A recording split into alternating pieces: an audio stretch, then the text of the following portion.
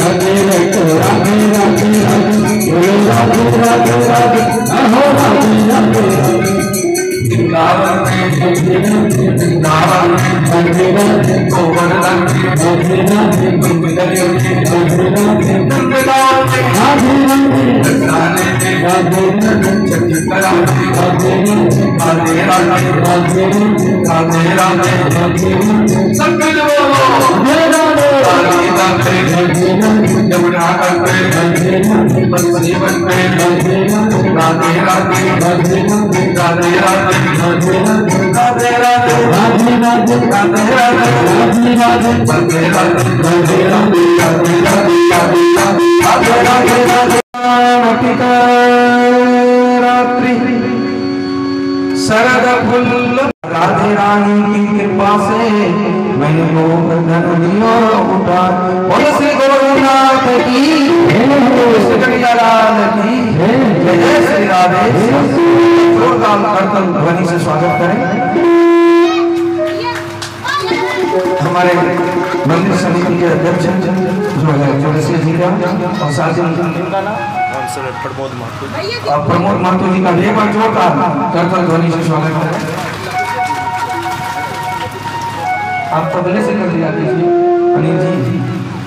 जय बोल प्रेम से वृंदावन हरिलाल की कृष्ण चंद्र भगवान की जय। जय श्री राधे।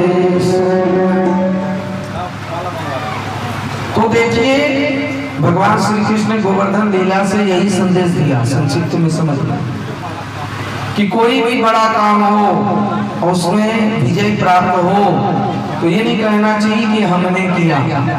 घर परिवार में जब भी कोई यज्ञ होता है, कोई भी उत्सव होता है और वो सफल हो जाए तो क्या कहना है कि ये हमसे नहीं, ये सब आपकी सहयोग से हुआ, मेरा इसमें कुछ नहीं, हम तो निमित्त मात्र थे। और यदि गलती से कुछ चूक हो जाए, गलती हो जाए तब क्या कहना है, जो गलती था सब मेरा था, इसमें किसी और का कोई गलती नहीं थी। यदि इस सिद्धांत पर चलते हैं तब घर हो, परिवार हो, समाज हो, देश हो, वह चलता है। आंसू की नानी 101 रुपये से व्यास भोजन किए। आंसू की नानी को बहुत बहुत धन्यवाद। तो ये समाज की व्यवस्था को चलाने का नियम है। बड़ाई मिले तो कहे कि सबका है, और बुराई हो तो सिर्फ अपना ही बताना चाहिए। तब देखिए घर गृहस्थी में कैसे रहता है। गलती हो जाए तो घर की मुखिया का कर्तव्य है कि उस गलती की जिम्मेवारी खुद ले, और यदि कुछ गलती ना हो बल्कि अच्छा हो, बड़ाई मिले तो कहना चाहिए मेरा नहीं, ये तो पूरे परिवार का सहयोग है। बोल प्रेम से कृष्णचंद्र भगवान की, गोवर्धन नाथ की। इस प्रकार गोवर्धन लीला के पश्चात दसम स्कंद के 29वें अध्याय में भगवान ने रास लीला, रास पंचक चलाई शुरू की। रसानाम समूह रास, रसो वैसा इति रास। जहाँ रस है, जहाँ आनंद है, वहीं तो परमानंद भगवान है। और आनंद नहीं तो समझिए कि हम भगवान से दूर हो गए। आनंदमयम आनंदमयम परमात्मन परमानंद स्वयं। भगवान आनंद स्वरूप। गुप्त दान के रूप में 500 रुपया आया, साथ ही 100 का। तो ऐसे गुप्त दानी को बहुत बहुत धन्यवाद, साधुवाद। उनके पूरे परिवार पर जैसे कहने का तात्पर्य है कि रास के बारे में लोग न जाने क्या क्या कह देते हैं, बता देते हैं कैसा कौन सा भगवान है स्त्रियों के साथ रास किए। अरे भैया ये प्रश्न जो है ना, रामतीर्थ जी महाराज से भी अमेरिका में किसी ने पूछा था। टेम्स नदी के किनारे पर स्वामी रामतीर्थ जी महाराज जो गणित के बहुत बड़े प्रोफेसर थे और भगवान के भी बहुत भक्त थे, उनका सिग्नेचर भगवान हूबहू कर दिए। तब से कहा कि अब हम नौकरी नहीं करेंगे, हम तो भगवान की भक्ति में लीन रहेंगे, अब ये नौकरी हमको नहीं चाहिए, भगवान की नौकरी करेंगे। क्योंकि कोई चमत्कार जब किसी को दिख जाता है ना तो वो नमस्कार करना छोड़ता नहीं है। ऐसे स्वामी रामतीर्थ जी महाराज जब अमेरिका गए, विवेकानंद से कम नहीं, एकदम उसके समतुल्य थे, बहुत वैराग्य था, ज्ञानी भी बहुत थे। तो उनको यही प्रश्न किया कि ये सनातन धर्म में ये समझ में नहीं आता है कि भगवान श्री कृष्ण रास क्यों किए। तो उस समय स्वामी रामतीर्थ जी महाराज ने कोई उत्तर नहीं दिया, पर प्रवचन करते करते देर रात हो गई। जैसे यहाँ भी 12 बज जाती है तो संयोग से वहां भी मतलब 11-12 के करीब बज गया। जब बहुत रात हो गया तो स्वामी जी ने क्या किया, आरती उरती कुछ नहीं की, पूर्णाहुति कुछ नहीं किया, और सत्संग के बीच से ही उठ करके चल दिए। अब चल दिए तो भक्त लोग भी चल दिए, भाई क्या बात है, बाबा उठे और चल दिए, किधर जा रहे हैं। तो जब लोग पीछे पीछे जाने, लोग दौड़ लगाने लगे। अब वो दौड़ लगाने लगे तो लोग भी दौड़ लगाने लगे, क्या बात है क्या बात है। बहुत दूर दौड़े, 2-3 किलोमीटर तो दौड़ गए। जब थक गए तब एक बेंच पर बैठ गए। जब लोग भी दौड़ते हाँफते आए तो कहा इतनी रात हो गई, इतनी रात में विशेष करके स्त्रियों को कहा तुम्हारे पति भी नहीं आए और तुम अकेली यहाँ तक आ गई। अरे अब तुम लोग तो बाल बच्चे हैं, तुम लोग को घर वापस जाना चाहिए, तुम यहाँ क्यों आ गए। इस तरह से जब सबको, स्त्री को, पुरुषों को, सबको उलाहना देने लगे, उपलाहना देने लगे, तब भक्तों ने कहा हम आपको चाहते हैं और आप इस तरह से उठ करके आए। तो हम भी सोचे क्या बात हुई, तो हम भी आपके पीछे पीछे आ गए। तब स्वामी रामतीर्थ जी महाराज ने कहा यही स्थिति भगवान श्री कृष्ण के साथ। कृष्ण को ऐसा नहीं कि स्त्रियां ही चाहती थी, स्त्री पुरुष बछड़े बालक गौ सब उनके तरफ आकर्षित थे और इसी कारण से सब उनसे मिलना चाहते थे, सब उनका सानिध्य लाभ करना चाहते थे। अरे महाराज इस्कॉन वाले ने तो इस प्रसंग पर केस ही कर दिया लंदन में। इस्कॉन संस्था समझते हैं ना, हरे कृष्णा वाला, international consciousness of Krishna consciousness. तो ये जो संस्था है इस्कॉन वाला, तो कहा नहीं ये यहाँ नहीं चल सकती है, ये भारत में ही ये सब रास का प्रसंग और भागवत हो सकता है, यहाँ होगा तो लोग चरित्रहीन हो जाएंगे। क्योंकि रास का प्रसंग सुनेंगे, फिर कई स्त्रियों से संपर्क रखेंगे, तो इस तरह से ये वैध नहीं है, ये उचित नहीं है, और ये जो है पथ भ्रष्ट का कारण है। केस कर दिया इस्कॉन वाले पर कि ये संस्था यहाँ नहीं मिल सकती। तो ये भी कहाँ कम है, सनातन धर्म वाले इन्होंने भी उल्टा केस कर दिया। किस पर? क्रिश्चियनिटी पर। दोनों में मुकदमा चली, और जब मुकदमा चला तो उसमें जो हिंदू पक्ष के वकील थे उन्होंने कहा कि भगवान के तो 16,108 रानियां हुई या गोपियां हुई, यदि संख्या 16,108 मान के चलिए और 10,000 ज्यादा भी। पर ये बताइए कि ईसा मसीह के कितने पत्नी हैं? तब उस पक्ष के वकील ने कहा उन्होंने तो शादी ही नहीं की, वो तो एकदम बाल बैरागी हैं, ब्रह्मचारी हैं। का ऐसा नहीं है, आप किसी नन को बुलाइए, नन मतलब सन्यासिनी, सन्यासिनी को बुलाया गया, उससे पूछा गया ये बताइए जब आप सन्यासिनी बनी तो कैसे बनी?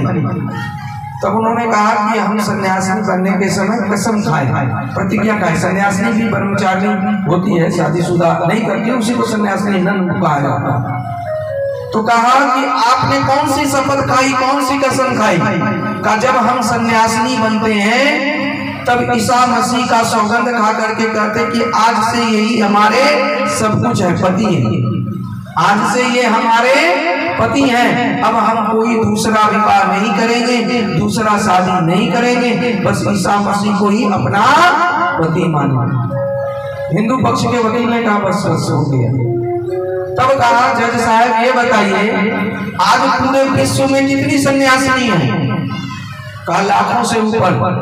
ईसाई मिशनरीज में सन्यासी और क्यों ना बने, पैसा रुपया सब खाने पीने सब मिलता है, सब सुख सुविधा मिलता है, ट्रेन में भी जाए तो एसी का टिकट कटता है, तो क्यों ना ईसाई मिशनरीज पले बढ़े। आप दक्षिण भारत चले जाएं, देखिए कैसे ईसाई मिशनरीज जो है माने चर्च वाले कितना फैसिलिटीज देते हैं। हमारे ही बहुत नजदीक के लोग ईसाई धर्म में चले गए, क्या करेगा, ऑपरेशन करना था, पैसा नहीं था, तो क्रिश्चियनिटी हॉस्पिटल वाले ने कहा तुम क्रिश्चियन धर्म अपना लो, तुम्हारा जो है हॉस्पिटल का खर्चा फ्री हो जाएगा। तो सोचा 4-5 लाख मिलता है तो धर्म परिवर्तन करने में क्या जाता, कर लिया। तो भले यहाँ हम कहें कि धर्म परिवर्तन नहीं होने देंगे, आदि आदि, भाई धर्म परिवर्तन नहीं होने दोगे तो कम से कम जो भूखा है उसको अन्न दो, जो प्यासा है उसको पानी दो, और जो रोगी है उसको सुविधा दो। क्योंकि मुंशी प्रेमचंद जी ने भी कहा है कि तन की हविस मन को गुनहगार बना देती है, और भूखे पेट को भक्ति सिखाने वालों भूख इंसान को गद्दार बना देती है, भूख इंसान को गद्दार बना देती है। स्वामी विवेकानंद जी ने भी कहा कि पहला धर्म है यदि हमारे पड़ोस में कुत्ता भूखा है तो उसको रोटी देना, यही हमारा पहला धर्म है। कोई अशिक्षित है तो उसको शिक्षा मिल जाए, यही हमारा पहला धर्म है, यही हमारा कर्तव्य है। धर्म मतलब धारण करना, ये हिंदू मुस्लिम सिख ईसाई ये धर्म नहीं है, ये तो संप्रदाय है, ये मजहब है। धर्म मतलब जो हम धारण करते हैं, जो हमारा कर्तव्य कर्म है, उसको धर्म कहते हैं। धर्म इति धारयति।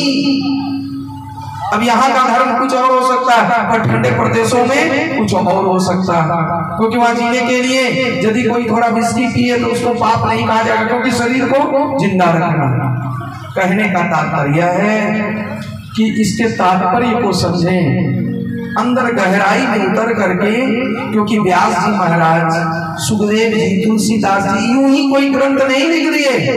अब बोलने वाले माइक पर न जाने क्या क्या बोल देते हैं हमारे ठाकुर जी पर, भगवान पर, और हमारे इस श्रीमद् भागवत कथा आदि पर कि भगवान ऐसे किए वैसे किए। भाई उसकी गहराई को समझे, भगवान ने कुछ किया नहीं, ये सहज रूप से हुआ, और भगवान को एको हम बहुश्याम के लिए और उसके पीछे उसके तात्पर्य लीला के लिए किए। उस लीला का तात्पर्य को समझिए, और उसका गुण बहुत है जो कि सनातन धर्म के सिवा और कहीं नहीं है। लंदन में जो क्रिश्चियनिटी के ऊपर केस हुआ तो कहा बताइए ईसा मसीह को पति मानने वाले आज कितने सन्यासिनी हैं? तो कहा लाखों में। तो कहा कि हमारे भगवान श्री कृष्ण के तो हजारों में हैं और ईसा मसीह के लाखों में है, तो सबसे ज्यादा चरित्रहीन कौन हुआ? अब सबकी नजरें झुक गई। अच्छा, यदि हिंदू धर्म पर बैन लगेगा तो क्रिश्चियनिटी पर भी लगना चाहिए। केस जीता और आज भी विदेशों में जो है इस्कॉन वाले हरे रामा हरे कृष्णा कर रहे हैं। कहने का तात्पर्य है गहराई को समझे, किसी के बहकावे में न आ जाए। कई लोग कहते हैं राधे राधे करने से क्या होता है? अरे भैया करके तो देखिए क्या होता है। ये ऊपर ऊपर करने से कुछ नहीं होता है, नहीं तो ध्यान करने से भी कुछ नहीं होता। बहुत से बुगला भगत मिल जाएगा। कई लोग कहते हैं गंगा नहाने से क्या होता है, तो ध्यान करने से क्या होता है? अब ध्यान में क्या करते हैं, किसको देखते हैं और कौन किसको देखेगा? क्योंकि ध्यानी, ध्याता और ध्येय ये तीनों अलग हो रही है, ये तो एक ही है। ध्यान करने वाला भी वही, ध्याता भी वही, और जो ध्येय है वो भी वही। ज्ञानी, गाता और ज्ञेय ये तो तीनों एक ही है। जैसे पूजक, पूज्य और पूजा ये अलग नहीं है। आप द्वैत बुद्धि आप लाते हो ध्यान में, तो वो ध्यान कहां से हो सकता है? और ध्यान बस ध्यान करने के लिए नहीं है, ध्यान ज्ञान को जगाने की प्रक्रिया है। भैया समझ लीजिए, बाह्य पूजा पाठ करना चाहिए। बाह्य पूजा पाठ का फल है कि मन परमात्मा में है। बाह्य पूजा पाठ से जब बढ़ा, क्योंकि मन हमारा जब न टिक जाए तो और अच्छी बात है। अब जब से भी ध्यान बढ़ा है कि चलो जब भी नहीं किया, मन का फेर रहे हैं। और ध्यान से भी ज्ञान बढ़ा। कब तक ध्यान करते रहेंगे, कहां तक ध्यान करते रहेंगे? और ध्यान है ज्ञान के लिए, और ज्ञान हो जाए कि हम कौन हैं, क्यों हैं, किस लिए हैं, कहां से हैं और फिर कहां जाना है। ये ध्यान में ज्ञान हो जाए तो फिर ध्यान करने की कोई जरूरत है? तो ध्यान ज्ञान को जगाने की प्रक्रिया। और ज्ञान जब आ जाए, ज्ञान किसको कहते हैं कि जीवन को एक संत भी वैसे जीते हैं जैसे गृहस्थ, साधारण गृहस्थ जीते हैं। गीता जी में भगवान श्री कृष्ण ने अर्जुन को यही कहा, जब अर्जुन ने पूछा कि जो ज्ञानी है, जो कि विभूति योग में कहा, गीता के दूसरे अध्याय में कहा, जो स्थित प्रज्ञ व्यक्ति हैं वो कैसे जीते हैं, कैसे खाते हैं, कैसे चलते हैं? कहा बिल्कुल गृहस्थ के तरह ही खाते पीते चलते हैं, पर अंतर क्या है कि वो होश में खाते हैं, होश में चलते हैं, होश में जीते हैं। और जो स्थित प्रज्ञ है, जो अज्ञानी नहीं है, वो बेहोश में असत्य को ही सत्य मान करके जीते। बस इतना ही अंतर है और कोई अंतर नहीं है। जिस राज के प्रसंग पर डॉक्टर प्रोफेसर देवनंदन महतो जी आज खुद नहीं दे करके अपने पत्नी के हाथ से दिलवाए 105 रुपये के साथ श्रृंगार का सामान, पोशाक और अंग वस्त्र। जय जय। एक बार ताली बजा दीजिए भाई, इससे देने वाले का उत्साह बढ़ता है। चलिए ठाकुर जी को ठाकुर जी का बोल प्रेम से वृंदावन बिहारी लाल की, कृष्ण कन्हैया लाल की, सब संतन हरिभक्तन की, रास बिहारी लाल की। यही रास है, ये अपनापन। आजकल कोई 1 रुपया किसी को नहीं देता, और रोज 105 रुपया दे रहे हैं, 500 दे रहे हैं, इतना खर्च कर रहे हैं। तो ये अपनापन, यही तो रास है। और किस लिए दे रहे हैं? प्रभु के नाते दे रहे हैं, भगवान के नाते हम दे रहे हैं। तो ये रास, रास मतलब ये मत समझिए कि कोई दैहिक लीला है, ये दैहिक भौतिक लीला नहीं है, ये आत्मिक लीला। और जब लोगों का आत्मा का एकीकरण होता है, आत्मा का, और ऐसे आत्म रूप से हम सब एक ही हैं, कोई अलग थोड़ी है। हम श्वास लेते हैं, आप छोड़ते हैं, और हम छोड़ते हैं, आप लेते हैं, सभी कोई लेता है। इस तरह से श्वास श्वास से सब जुड़े हुए हैं, कोई भिन्न नहीं, कोई अलग नहीं है। तो इस प्रकार बस इस बात को समझना चाहिए। आइए हम सब रास में, रास क्या था? आत्मा से तो प्रभु के सब गोपियां हो ही चुके थे। ये गोपियां क्या थे? कोई ऋषि रूपा, कोई संत रूपा, कोई जो है जन्म जन्मांतर भगवान से अंग संग करना चाहती थी, मिलना चाहती थी। तो इस प्रकार गुप्तदान 501 रुपये से किया, तो उनको बहुत बहुत धन्यवाद। और श्रृंगार के सामान के साथ जो है मैया जी ने दान किया, बहुत बहुत धन्यवाद, साधुवाद। तो कहते हैं भगवान की बंसी सुनते ही गोपियां बड़ा मग्न हो जाती थी, अपनी सुध बुध खोज लेती थी। जैसे आजकल हम भी कोई संगीत का प्रेमी है और जिसका जो प्रेमी है सुनते ही उनका मन बड़ा हल्का हल्का हो, आनंद में, समाधि में भाव विभोर हो जाते हैं। उस समय भी जैसे ही बंसी की ध्वनि गोपियों के कानों में पड़ता था तो गोपियां अपनी सुध बुध खो देती थी, बिल्कुल समाधिस्थ हो जाती थी। अरे उस समय की बात छोड़िए, अभी कलयुग की भी बात है। रामकृष्ण परमहंस को कहीं माँ शब्द सुनाई पड़ जाए, माँ, बस वो दौड़ पड़ते थे, कहाँ है मेरी माँ, कहाँ है, अरे मेरी माँ किधर है, और हर जगह वो उसी काली माँ का दर्शन करते थे। चैतन्य महाप्रभु को कहीं कृष्ण का नाम, गोविंद का नाम बस सुनाई पड़ जाए, श्रवण हो जाए तो फिर वो दौड़ लगा देते थे। जगन्नाथपुरी धाम, ये नया दीघा वाला नहीं, वो तो धाम नहीं है, मंदिर है। तो जगन्नाथ धाम में, पुरी में एक बार क्या हुआ, ऊंचा बालू का टीला दिखा। जब चैतन्य महाप्रभु को ऊंचा बालू का टीला दिखा, दौड़ लगा दिए, अरे हमारे गिरिराज गोवर्धन नाथ उस जो है गोवर्धन को उठाए हुए हैं, अरे हमें भी उस तलहटी में जाना है, हमको भी उस लीला में सम्मिलित होना, और दौड़ लगा दिए बेसुध होकर के। इतना दौड़ लगाए कि जब तक गिर न पड़े होश गवा करके तब तक दौड़ लगाते रहे। यानी कोई भी ऊंचा पहाड़ देखते थे उनको गिरिराज गोवर्धन ही नजर आती थी।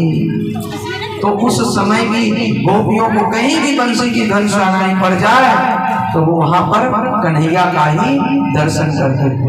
ऐसी सुध बुध खो जाना ही यही भक्ति है, यही प्रेम है। इसीलिए आज एक गोपी दूसरे गोपी से कह रहे, गोपी, जैसे कोई भक्ति में जब लीन हो जाता है ना तो जगत का धन नहीं, वो तो आनंद घन को ही चाहता है। तो वो एक सखी दूसरे सखी से क्या कहती है, आइए महाराज जी के शब्दों में इस भजन को गाते हुए कथा में प्रवेश करें। दयानंद महतो नया टोला के 110 रुपये से व्यास भजन किए, साथ ही अंग वस्त्र बहुत अच्छा है, इसको प्रयोग में लाने में अच्छा लगेगा, तो अंग वस्त्र भी दिए। बहुत बहुत धन्यवाद दयानंद महतो जी नया टोला के, उनके पूरे परिवार पर भगवान की कृपा बनी रहे। भक्ति का क्या लक्षण है, एक सखी दूसरे सखी से कह रही है, आइए भजन के माध्यम से रास करते हैं। एक सखी कह रही, सखी अरे तेरे चित्त को किसने चुरा लिया, दिन रात देखो राधे राधे करती रहती हो, दिन रात देखो गोविंद का गुणगान गाते रहती हो, उसी में खोई रहती हो। अरे तुम्हें संपत्ति भूमि भवन जगत का तो कोई और ही नहीं है। ये सखी ये बता, तेरे चित्त को किसने चुरा लिया।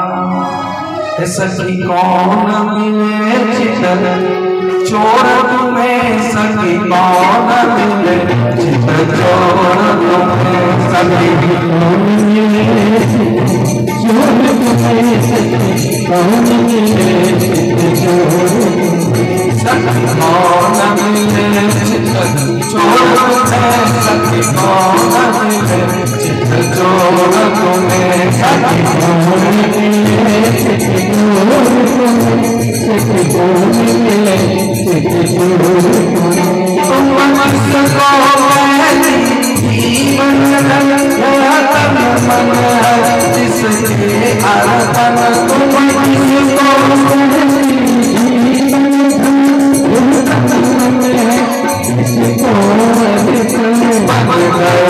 तुम्हारे कौन सजन यतन के प्रेम की ओर तुम्हें बन गए, तुम्हारे कौन सजन सच कौन मिले चित्त चोर तुम्हें, सच कौन मिले चित्त चोर तुम्हें, सच कौन मिले चित्त चोर तुम्हें, सच कौन मिले चित्त चोर तुम्हें।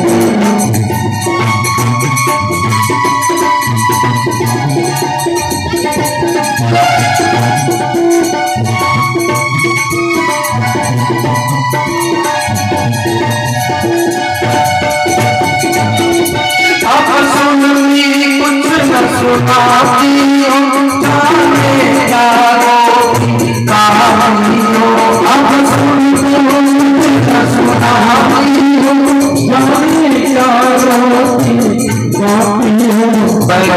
सुख सब ठुकराती हो कोई दे जाएगा करोड़ तुम्हें वैभव सुख सब ठुकराती हो कोई दे जाएगा करोड़ तुम्हें सखी कौन मिले छोड़ तुम्हें सखी कौन मिले छोड़ तुम्हें सखी कौन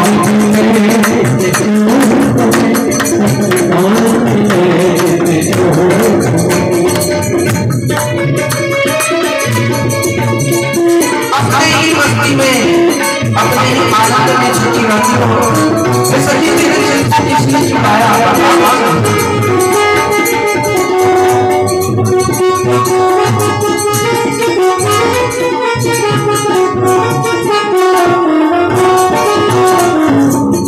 तुम किस छोड़े किसके मन में भूल गई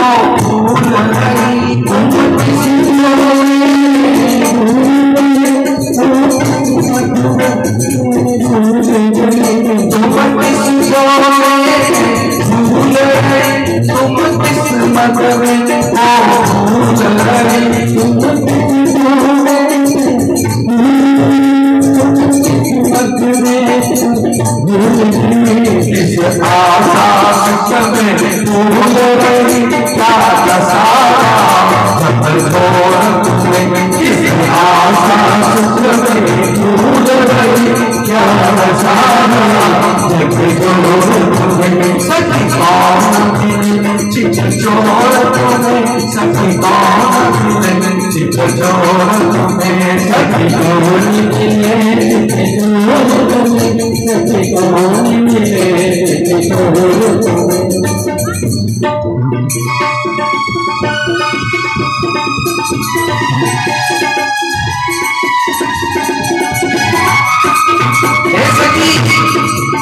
जब तुम जगती हो तो ऐसा लगता है कि तुम सो रही हो जब सो रही हो तो ऐसा लगता है कि जग रही हो और रोती हुई तुम हंसती लगती हो हंसने वाली जब हंसती हो तो ऐसा लगता है कि रो रही हो तुम्हारी अवस्था कैसे हो गई सखी ये तो बताओ तुम जगती हो पर सोई हंसती हो पर तुम रोई तुम जगती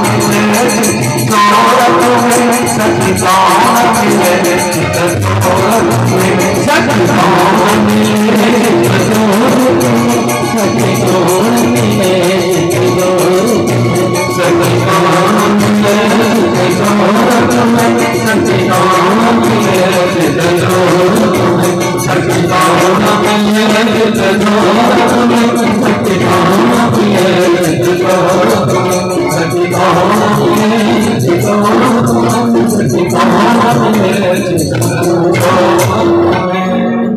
चित चोर भगवान की, कृष्ण कन्हैया लाल की, जय श्री राम। हे सखी, चित चोर कौन है? तो एक ही चित चोर है जो सबकी चित को अपनी तरफ आकर्षित करते हैं। और आकर्षित किस लिए करते हैं कि तुम चाहे हमें किसी रूप में मान लो, पर मानो हमें को, क्योंकि चित्त वृत्ति का निरोध करना ही योग है। योगस् चित्त वृत्ति निरोध। तो कहते केन निरोध, कस्मिन निरोध, कस्य निरोध। कौन करता है, किसमें करता है और किसका होता है? तो कहते हैं भगवती भगवताम भगवतस्य। स्वयं भगवान अपने में भक्तों के चित्त को समाहित करते, चोरी करते हैं। अब जो बच्चा थोड़ा नालायक होता है, माँ पिताजी में चित्त धरता ही नहीं, तो भगवान कहते जा तू खेल संसार में, पर अंत में तो तुमको हमारी ही शरण में आना है, क्योंकि अंत में यही शरण ग्रहण किए बिना कोई उपाय ही नहीं है। और हारे के हरिनाम से विशेष कोई लाभ भी नहीं है। हारने से पहले ही भगवान के शरण में आ जाओ। इसलिए स्वामी जी ने भजन, महाराज जी ने एक भजन गाई है कि तुम शरण न आओगे कब तक, देखना यही है इस जग में तुम चैन मनाओगे कब तक। तुम शरण न आओगे कब तक। और अंत में तो हार पीट करके सब यही आता है, उपाय भी नहीं है, क्योंकि सब जब सब दरवाजे बंद हो जाते हैं तो ठाकुर जी का ही दरवाजा बजता है, तब वहां जाके खटखटाते हैं। तो जहां अंतिम में खटखटाना है, क्यों ना हम पहले ही जाके उसी दरवाजे पर अपना सर पटकना शुरू कर। सभी गोपियां बंसी की ध्वनि सुन करके जब बेसुध हो जाती थी, तो कुछ सासू माओं को लगता था ये नौटंकी कर रही है, बुद्धि का बाल कर रही है। और आखिर जब कोई बेसुध हो जाता था, तब जाकर के जो है कन्हैया आते थे, सासू माँ जाती थी बुलाने, चलो चलो जल्दी से हमारी बहुरानी अचेत हो गई है, और तुम पता नहीं क्या मंत्र बोलते हो तो उसको चेतना आ जाती है। तो कन्हैया आते थे, बंसी बजाते थे, कान में बोलते थे, हम मंत्र पता नहीं क्या बोलते थे। हमको लगता है भाई संत बोलते कि मंत्र बस यही बोलते थे तो थोड़ा दिन धैर्य रखो, बस अब तो तुमको हम ही में आना ही है, हमारे ही में समाना है, इसलिए और थोड़ा धीरज रखो। ये बोलते थे तो थोड़ा धीरज धारण करके फिर होश आ जाता था। एक बार सासू माँ को लगा, गोपी की सासू माँ को पता नहीं क्या मंत्र बोलता, थोड़ा हम भी सुने। तो एक बार जो है नौटंकी की गोपी की सासू माँ ने, वो भी बेसुध हो गई, बेहोश ना होने का नाटक किया। अब बहुरानी भोली भाली दौड़ी दौड़ी गई कृष्ण के पास, कन्हैया गोविंद चलो, हमारी सासू माँ बिल्कुल बेहोश हो गई है, अचेत हो गई है, पता नहीं कैसे छटपट छटपट कर रही, जल्दी से चलो। कन्हैया ने कहा कुछ नहीं हुआ, नौटंकी कर रही। नहीं चलो, आप ऐसे नहीं कर सकते, हमारी सासू माँ है, माँ जल्दी चलो। हाथ पकड़ के लाए, कुछ करके। कन्हैया तो सब जानते ही थे, अंतर्यामी थे, तो वो सुनना चाहते थे कान में क्या बोलते। तो आते ही कहा देखो इसको कुछ नहीं हुआ, भूत लगा है, भूत इसीलिए उतना छटपट कर रही है और इस तरह से बेसुध है। जल्दी से एक लाठी लाओ, थोड़ा मिर्ची उर्ची लाओ। और जैसे लाठी का तो और छटपट करने लगी, 2-4 लाठी, तो फिर खड़ी हो गई, कहा नहीं अरे हमको भूत भूत कुछ नहीं लगा है। तो 2-4 लाठी और दिए, तो कहा देखो ये नहीं बोल रही है, भूत बोल रहा। तो जो झूठ मूठ का पाखंड करते हैं ना, तो भगवान उनको ऐसे ही डंडा लगाता है। कई लोग करते हैं कि हम पर गोसाई आ गया है, हम पर भगत आ गया है, हैया नवरात्रि में तो और विशेष करते हैं। हम तो ऐसे लोगों के पास अगरबत्ती लेके जाते हैं, उसके शरीर में लगाते हैं। हम बहुत किए हुए, बचपन से ही बदमाश ही थे, कैसे साधु बन गए सब लोग कहते हैं, तो कैसे कथा कर रहे हैं। एकदम हम नहीं मानते थे, जहाँ कोई नहीं जाता था, कहता था यहाँ भूत है, तो हम कहते वहीं जाएंगे। हम देखे, हम मिलना चाहते हैं, और कहीं कोई भूत नहीं आज तक पकड़ा। और जो ऐसे भगत करता था, इसके पास भगवान आता था, इसको देखते कैसे भगवान आता। तो जब कहते थे कि जब इसके पास भगवान आया तो इसको सारी जलने की चिंता कैसे है, कि मेरा सारी अगरबत्ती से जल रहा है या दिया से आग दिखाए तो भाग रही थी, मतलब ये सब क्या है। तो जो ज्यादा भगवान के नाम से नौटंकी करता है ना, पाखंड करता है, तो भगवान के घर में देर है पर अंधेर नहीं है, क्योंकि ये झूठ मूठ का खेल ज्यादा दिन चलता नहीं है। सच्चाई छुप नहीं सकती बनावट के असूलों से, और खुशबू आ नहीं सकती कागज के फूलों से। जो सच है वो सच ही होता है। गोस्वामी जी ने भी कहा, चरण चोज लोचन रंगे चले मरादी चाल, छीन नीर विवरण समय बकुल करत तेहि काल। बगुला यदि हंस बनने का प्रयास करे, अपना होठ रंग ले, अपना पैर रंग ले, और बगुला हंस की चाल चले, और कोई धोखे से हंस भी समझ ले, पर जब दूध और पानी को अलग करने की बात आएगी तब तो पता चल ही जाएगा कौन बगुला है और कौन हंस है। सिर्फ संत की वेशभूषा धारण करने से नहीं होता। जब ज्ञान और अज्ञान की, सत और असत की, विवेक और अविवेक की बात आएगी तब तो पता चल ही जाएगा कि कौन संत है और कौन असंत है, कौन सचमुच का भक्ति धारण किया हुआ है कि भक्ति के नाम से पाखंड रच रहा है, अपनी दुकानदारी चला रहा है। इसलिए कौन क्या करता है उधर देखने की जरूरत नहीं है। अपने आप में जब कभी ऐसा भाव आए तो सावधान हो जाना चाहिए कि प्रभु आप हमारे और हम आपके हैं, तो इसमें दिखावा का क्या जरूरत है। इस प्रकार सासू माँ समझ गए कि यहाँ पर तो झूठ मूठ का कुछ चलता नहीं है, सावधान हो गई। पर कन्हैया ने देखा कि अब विलंब करने से ये अपने शरीर में प्राणों को नहीं रख पाएगी।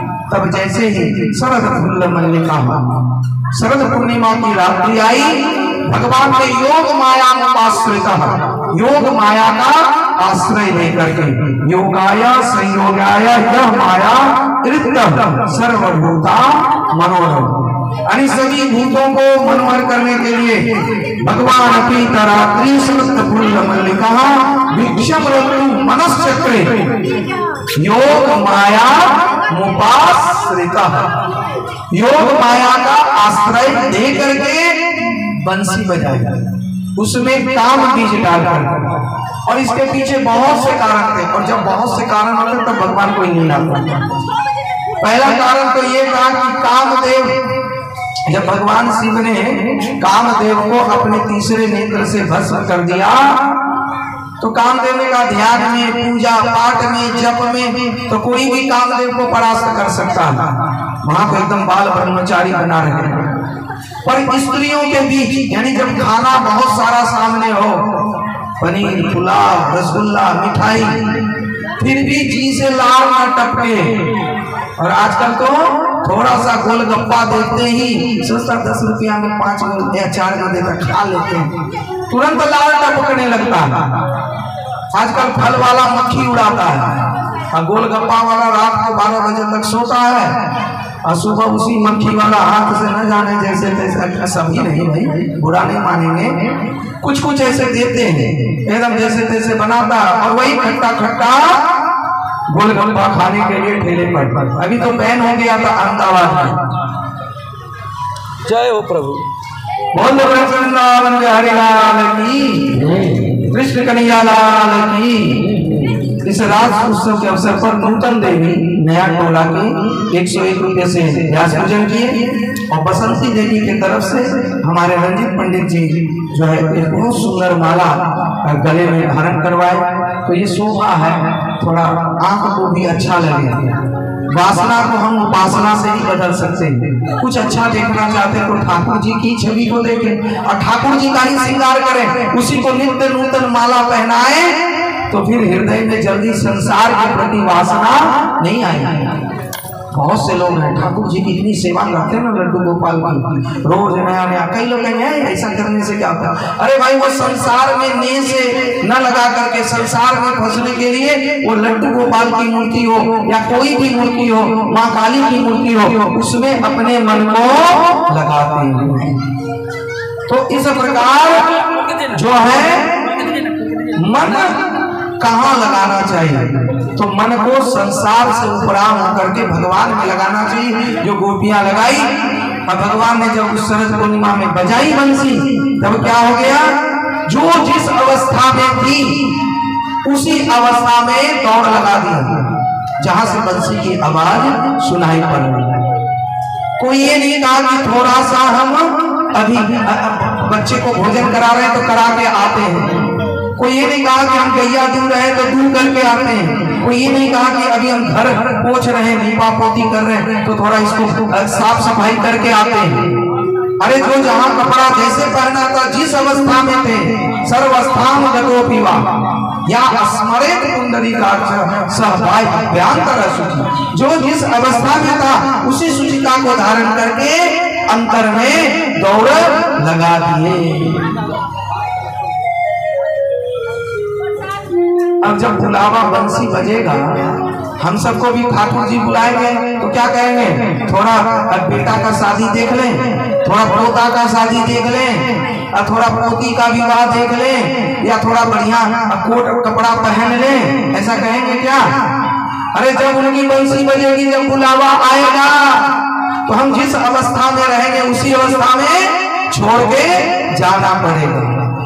आएगा जब रे बुलावा हरि का, छोड़ के सब कुछ जाना पड़ेगा।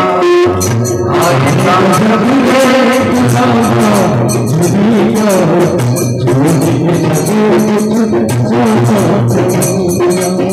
आएगा जब रे बुलावा हरि का, छोड़ के सब कुछ जाना पड़ेगा।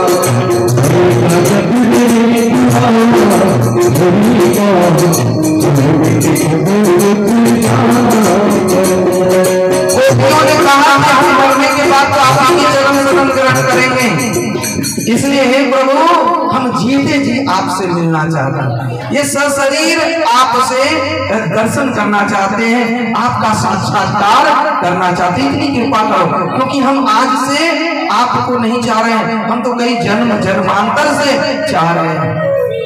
बंसी बजी, सभी दौड़े नहीं आए। जो जन्म जन्मांतर से भगवान को चाहते थे वही दौड़ लगा दी।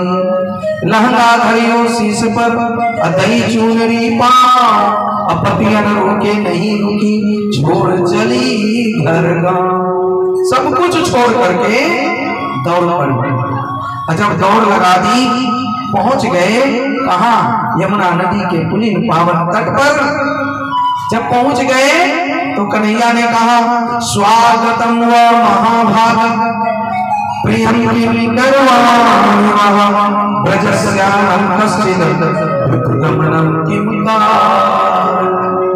स्वागतम सुस्वागतम व महाभाग। हे महाभाग्यवान, आप सबका स्वागत है, पर यहाँ पर जो आई हो सब कुछ छोड़ करके, तो वृत गमनम किम कारणम, यहाँ आने का कारण क्या है? अब यदि आपसे ही यही प्रश्न पूछा जाए, अभी घर में कितना काम पड़ा होगा, अब परसों शादी लगन का विवाह, कितना कोई को कहाँ कहाँ जाना होगा, ये सब छोड़ करके आप यहाँ क्यों आई हो? तो कहेंगे कथा सुनो। और यदि खुद बसंती जी ये बात करते क्यों आई हो, भाई इन्होंने आमंत्रण दिया, निमंत्रण दिया, माइक से सूचना दी कि भाई आ जाओ। भले 5 बजे से बोले थे, पर उतना जल्दी नहीं हो पाता है, तो कहा आ जाओ। और उसके बाद बोले कि क्यों आई हो, निमंत्रण दे के खुद पूछे क्यों आई हो, तो ये तो वैसे ही हो गया भाई कि कोई खाने पर निमंत्रण दे और कहे कि क्यों आए हो। आज भगवान भी वैसे ही कर रहे हैं कि वृत गमनम किम कारणम। सभी गोपियां चुप हो गई, क्या लीला कर रहे हैं, ये खुद बंसी बजा करके बुलाए और हम लोग आए और कोई नहीं आया, और जिनको जिनको बुलाए वो आए हैं, तो बोलते हैं वृत गमनम किम कारणम। सुनते रहे। राजस्य घोरनया घोर संसनिमिता प्रतिहतम प्रजान्य अस्ते अस्त्रिवी सुहादियम। सब कहने लगे प्रभु कि देखो कोई बात नहीं, आई हो तो बहुत अच्छा है, शरद रात्रि है, देख लो चारों तरफ, निहार लो और लौट जाओ। जाओ जा करके पति की सेवा करो, पुत्र की सेवा करो, परिवार की सेवा करो, निहार लो, वापस चल जाओ। जब वापस जाने की बात आई तब एक गोपी माटी को कुरेदते हुए अंगूठे से कहने लगी प्रभु ऐसा मत समझना कि आप कथा करते हो तो आप ही सिर्फ जानते हो, हम भी सुन सुन करके बढ़िया कथावाचक बन गए हैं। 1 2 नहीं, बहुत कथा सुने हैं। यदि आज्ञा हो तो कुछ प्रश्न करूं? प्रभु ने कहा, भगवान ने कहा करो करो। अच्छा ये बताइए कि आपको जो है क्या प्रिय है? आपको भोग प्रिय है, भात प्रिय है? तो सैव विमोहित भगवान ददति निशम संतज्य भक्त भजस्व दुरागर न भजस्य देव यथा ही भजते मोक्षा। कहे प्रभु बस हम कुछ प्रयोजन से नहीं, एक ही प्रयोजन से आए हैं कि आप मेरा भोग स्वीकार कीजिए और भोग लगाइए और हमें कृत चाहिए। भोग का मतलब हम भक्त बन करके आए हैं, आप मेरे हैं और हम आपके हैं। देखो भक्त और भाव ये ज्यादा अंतर नहीं होता है। जैसे भक्त बनना आसान नहीं, वैसे भात भी आसानी से नहीं बनता। भात कैसे बनता है आप सबको पता है ना? धान में दो छिलका होता है, मल विक्षेप और आवरण का। ये जब दो आवरण हटते हैं मल और विक्षेप का, तब चावल बनता है। और उस चावल को जब गरम गरम पानी में सिद्ध किया जाता है, पकाया जाता है और एकदम से सिद्ध हो जाता है। सिद्ध हो जाना माने एकदम से पक जाना, एकदम से रंग में रंग जाना, कहीं भी थोड़ा भी कच्चा नहीं रहना। कच्चा रह जाएगा, जैसे सरसों थोड़ा कच्चा रह जाए या कुछ भी, तो ना उससे खली बनेगा ना तेल। कहते भक्त बनना है तो पक्का भक्त बनिए, संत बनना है तो पक्का संत बनिए। और कच्चा बनिएगा तो ना घर का रहिएगा और ना घाट का रहिएगा, ना तो खली ही बन पाएगा और ना तेल ही निकल पाएगा। हे प्रभु हम कच्चा बन करके नहीं आए हैं, बिल्कुल पक्का सिद्ध होके आए हैं। जैसे कच्चा भात रह जाए तो खाने में वो आनंद नहीं आता है। हे प्रभु गरम गरम चावल में जैसे भात एकदम सिद्ध हो जाता है, ये संसारिक ताप से हम बिल्कुल पक करके सिद्ध हो करके आपके चरण में आए हैं। इसलिए प्रभु जरा भी कच्चा नहीं है, आप इसको ग्रहण कीजिए। भोजन करत चपल चित हित गुट अवसर पाए, अभि चलत बिलकत सुख दधि बोधन लपटाए। चित्तम सुखेन भवता प्रकट गृहस्नेयनवस्यामृतम पते चलस्त पदगमं यपालको प्रजगानम्। पंचम भूले तेषु अक्षते भावना रास की, तब पावे रस रीत कछु श्री स्वामी हरिदास की। हरिदास स्वामी ने भी कहा कि जब कोई अपनी देह का भान भूल जाता है, पंचम भूले देह शुद्ध, तब जाकर के छठी अवस्था में, जिसको हम लोग सिक्स्थ सेंस कहते हैं, जब वो भाव आता, वो अवस्था आती है, तब जाकर के वो रास का वो रस का आनंद हमें मिलता है। तब पावे रस रीत कछु, तब वो आनंद मिलता। कब? जब पंचम अवस्था में इस देह का भान भूल जाता है। पंचम भूले देह शुद्ध छठे भावना रास की, तब पावे रस रीत कछु श्री स्वामी हरिदास। हरिदास स्वामी ने कहा कि देह भान, और गोपियां का भी अब देह भान भूल चुकी है, उसको अपने देह की होश ही नहीं है। तब एक गोपी कहती है, प्रभु आप जो बार बार लौट जाने के लिए कहते हो, लौट जाते हैं कोई बात नहीं, पर ये बताओ हम जब लौट जाएंगे तो घर गृहस्थी में सेवा करेंगे तो सेवा का फल क्या है? जैसे आप लोग घर गृहस्थी में सुबह से शाम तक इतनी सेवा करते हो, बच्चों की सेवा, पति की सेवा, कुटुंबियों की सेवा, सास ससुर की सेवा, भगवान की सेवा, तो सेवा का फल क्या है? What is the fruit of service? Service का फल क्या है? सेवा का फल क्या है? तो कहते हैं कि सेवा करने से अंतःकरण शुद्ध होता है। जो जितना सेवा करता है सेवा के भाव से, निष्काम भाव से, और यदि निष्काम भाव से सेवा करता है, ऐसा नहीं कि उसको पैसा नहीं मिलता और उसको धन नहीं मिलता है, संपत्ति नहीं मिलती है। कल भी एक उदाहरण दिए थे कि जिसने भागवत कथा और सेवा भाव से समाज की किया, उसकी बेटी की शादी समाज वालों ने भी बड़ी धूमधाम से किया। तो इसी तरह से जो सेवा करता है, चाहे जहां भी हो, घर का, बाहर का, कहीं का भी, तो सेवा करने से जब अंतःकरण शुद्ध होती है तो वो शुद्ध अंतःकरण से उसे आत्मानुभूति होती है, आत्म तत्व को प्राप्ति होती है, वो आत्मबोध से जीने लगता है। आत्मबोध से जीना मतलब वो सब जगह आत्म भाव में ही रहता है। देखिए संसारिक सफलता क्या है, जैसे कोई बड़ा पद पा जाना, प्रतिष्ठा पा जाना, भूमि भवन पा जाना, कोई मेडल पा जाना, ये संसारिक सफलता है। और आध्यात्मिक सफलता क्या है? आध्यात्मिक सफलता वो नहीं है बहुत बड़ा आश्रम बना लेना, बहुत चेला बना लेना, या बहुत अपना जो भी है ये धन धाम भूमि वैभव कर लेना, वो नहीं। आध्यात्मिक सफलता है आत्मबोध से जीवन को जीना, यानी अध्यात्म में जीवन जीना। सिया राम मैं सब जग जानी, करम प्रणाम जोड़ जोड़ पानी। जहां सब जगह राम ही दिखे, सब में वही आत्म भाव से देखे और आत्मबोध से जीवन को जिए, यही आध्यात्मिक सफलता है। संसार में पैसा मिले ना मिले, भूमि भवन मकान मिले ना मिले, पर हम आत्मबोध से जी रहे हैं तो समझिए कि हमारी आध्यात्मिक सफलता हो गई। संसारिक सफलता चाहिए तो आप भूमि भवन पद प्रतिष्ठा में फंसे रहिए। आध्यात्मिक सफलता चाहिए तो ममय वांसो जीव लोके जीव भूत सनातना, हम उसी के अंश हैं, ईश्वर अंश जीव अविनाशी चेतन अमर सहज सुख राशि, हम सुख राशि हैं, पर ये संसार की चाह में हम दुखी बने पड़े हैं। इस तरह से जब भाव होता है तो रास ही रास होता है। तो कहा कि क्या होता है सेवा करने से? कहा अंतःकरण शुद्ध होता है। अंतःकरण शुद्ध होता है क्या होता है? तो भगवत प्राप्ति होती है। तो कहा प्रभु आप कौन हो? गोपियां कही आप क्या सिर्फ नंदन हो, यशोदा नंदन हो, देवकी नंदन हो? अरे आप तो जगत पति हो, आप तो पुरुषों में पुरुषोत्तम भगवान हो। क्या ये हम नहीं जानते? इसीलिए तो हमने इतना नेह लगाया, इसलिए आप मिले हो, सेवा किए, अंतःकरण शुद्ध हुआ, शुद्ध हृदय से तब जाकर के आपकी भी प्राप्ति हुई। और जब आपकी प्राप्ति हो गई तो क्या फिर से वही प्रथम क्लास में जाए? जैसे कोई पढ़ ले तब जाकर के ना नौकरी लगती है परीक्षा पास करने के पश्चात।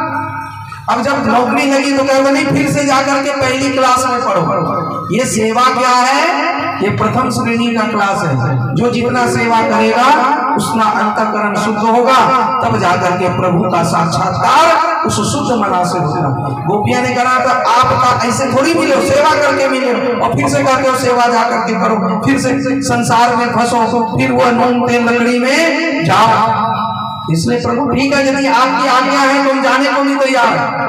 आज्ञा समना सुसाहित सेवा, आज्ञा का पालन करना भी सेवा है। तो एक काम कीजिए, कृपा कीजिए कि जो मन हमने आपको समर्पित कर दिया है वो मन आप हमको वापस लौटा दीजिए, वापस कर दीजिए। भगवान ने कहा ये तो संभव नहीं है। अब बताइए कोई भगवान से प्रेम करे और भगवान से कहे कि तुम हमको लौटा दो, वो मन वापस कर दो। एक गोपी ऐसे ही थी, यमुना नदी के तट पर बैठी थी। भगवान श्री कृष्ण गए और कृष्ण अर्जुन को भेजा तो कहा तुम क्यों ध्यान कर रही हो? तो कहा हम इसलिए ध्यान कर रहे हैं कि वो ध्यान में ना आवे। हम कहते तुम दूर जा कन्हैया, क्यों? कहा जब दूध दूहते हैं तो ऐसा लगता कन्हैया बगल में बैठा, और दूध की धार उसकी मुख में छोड़ते हैं और सब जमीन पर गिरता। जब ये सासू माँ देखती है तो बड़ी बुरी भली कहती है। अरे कभी कभी हम भोजन कराते लगता है कन्हैया भी बगल में बैठा है, और जब उसको खिलाते तो वहां कोई नहीं होता है, और बड़ी फजीयत होती है, बहुत बेइज्जती होती है। इतना ही नहीं, जब यमुना के तट पर जाते हैं और घड़ा को उठाते हैं तो लगता है कन्हैया उठा रहा है, हमें सहारा दे रहा है, और जब हम भी थोड़ा हाथ ढीला करते हैं तो कटकी मटकी कटकी होकर के टूट के बिखर जाती है, और फिर तो घर में बहुत कुटाई होती है। इतना ही नहीं, कन्हैया के उस स्मरण में, ध्यान में, अरे लकड़ी के जगह बेलन, चीनी के जगह नमक, न जाने अरे छीके पर तो हाड़ी के जगह अपने बेटे को ही कभी कभी रख देते। इसलिए हमको इसलिए ध्यान करें कि हे प्रभु अब ध्यान में ना आओ, क्योंकि ये सांसारिक कार्य ठीक से नहीं हो पा रहा। अब कन्हैया से कह रहे हैं भगवान से गोपियां कि वो मन लौटा दो, क्योंकि मन रहेगा तब तो संसार का कार्य करेंगे। हे चित्त चोर प्रभु, उस चित्त को लौटा दीजिए। चित्त को नहीं लौटाइएगा तो पति की सेवा कैसे करेंगे, पुत्र की कैसे करेंगे, और सबकी सेवा कैसे करेंगे? क्योंकि चित्त तो आपने चुरा लिया।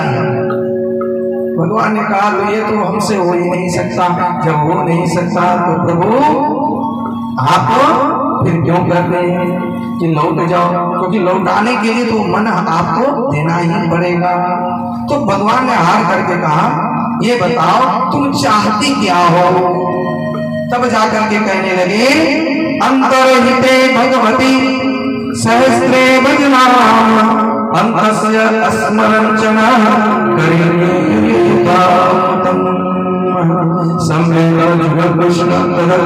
कांक्षिता अद्रातम प्रीतम सनिश्रिता पाते।